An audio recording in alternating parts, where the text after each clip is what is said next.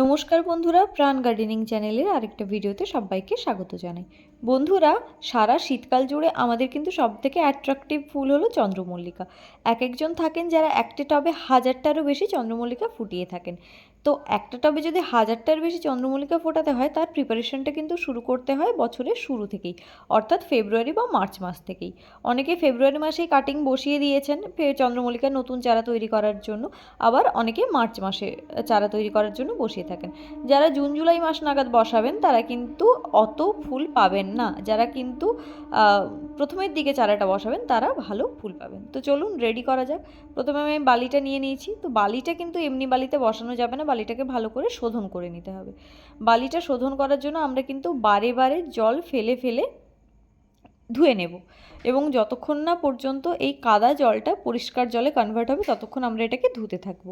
তো ধোয়ার মাঝখানে আমি আর দুটো কথা বলে দিই, যে আমরা যখন কাটিংটা বসাবো, আমি এক্ষেত্রে মেনলি রুট হরমোন ইউজ করি। তোমরা কিন্তু অনেকে অ্যালোভেরা জেল ইউজ করতে চাইলে করতে পারো, তবে আমি কোনো দিন অ্যালোভেরা জেল ইউজ করে দেখিনি।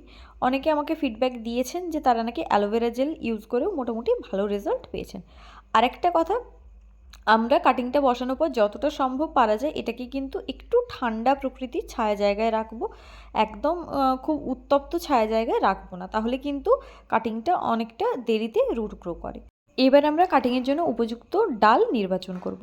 বন্ধুরা, এই মাটি থেকে এই যে কচি কচি ডাল বেরোয়, এই ধরনের ব্রাঞ্চগুলো আমাদের নির্বাচন করতে হবে। এগুলো থেকে কিন্তু রুট বেরোনোর চান্স খুব বেশি, এগুলোকে শাকার ব্রাঞ্চ বলে।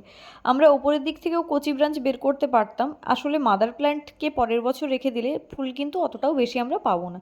তাই আমাদের চেষ্টা করতে হবে এইভাবে শাকার ব্রাঞ্চগুলো বের করে নেওয়ার। দেখো, পুরনো ব্রাঞ্চগুলো আছে, তার থেকে শুকনো পাতাগুলো আছে, এবং তার নিচ থেকে এইভাবে কচি কচি ব্রাঞ্চগুলো বেরোচ্ছে। তো আমরা মাদার প্ল্যান্ট থেকে এইভাবে এই গোড়ার দিক থেকে যে ব্রাঞ্চগুলো বেরিয়েছে এগুলোকে আমরা মোটামুটি বের করে নেব।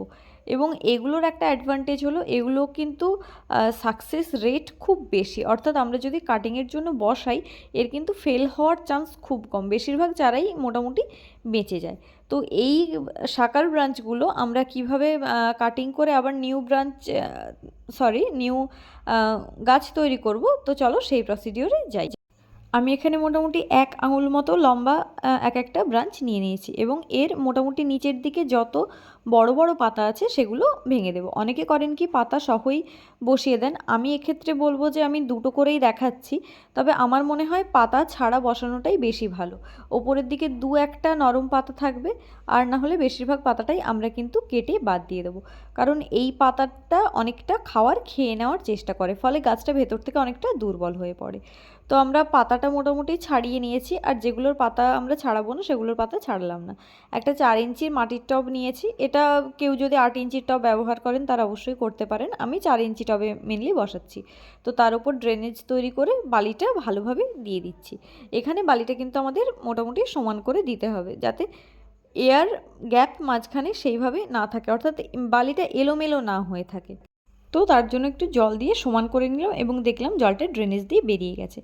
তো এরপর আমাদের মেনলি যে কাজটা করতে হবে সেটা হচ্ছে ব্রাঞ্চগুলো আমাদের নিতে হবে, এবং এটা আমি একটু হালকা জলে ডুবিয়ে নিয়েছি, ব্রাঞ্চগুলো ভিজিয়ে নিয়েছি, এবং এই ব্রাঞ্চের যে নিচের দিকে অর্থাৎ যে কাটিং পোর্শন আছে সেই জায়গাটা ভালো করে রুট হরমোন পাউডার লাগিয়ে নিচ্ছি নিচটায় ভালো ভালো করে।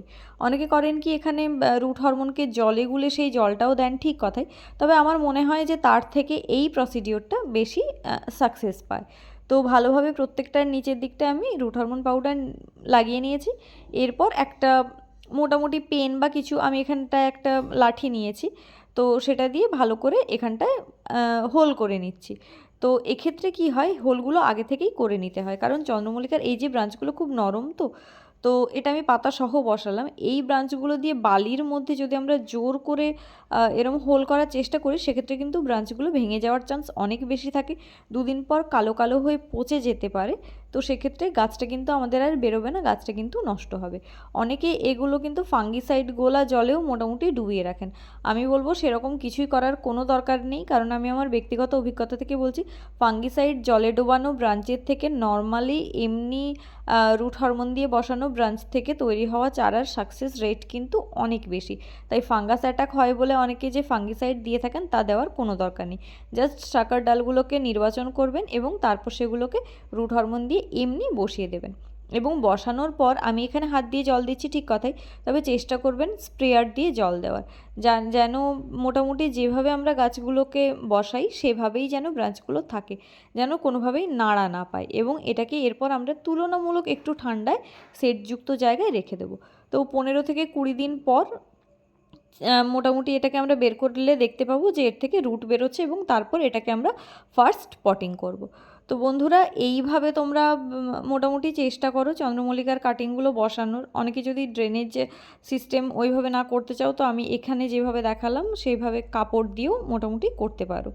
তো এইভাবে তোমরা চন্দ্রমল্লিকার কাটিংগুলো এখনই বসাও।